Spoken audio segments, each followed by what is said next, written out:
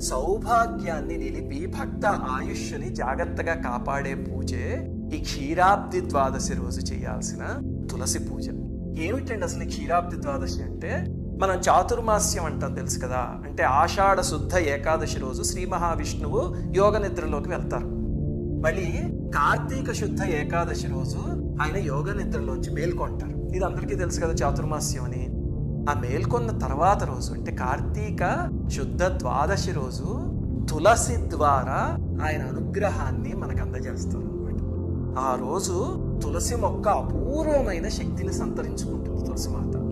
ఆ రోజు కానీ ఆ తల్లిని నారాయణ సమేతంగా పూజించగలిగితే కనుక స్త్రీలకి సౌభాగ్యం అద్భుతంగా సిద్ధిస్తుంది అని పురాణాల్లో చెప్పారు. అది నండు శ్రీవాణి పూజా వీడియోస్ అనే ఛానల్ ఉంది కదా, అక్కడ దాని డెమో వీడియో PDF అన్ని పెడతాం, మీరు చూసుకోవచ్చు.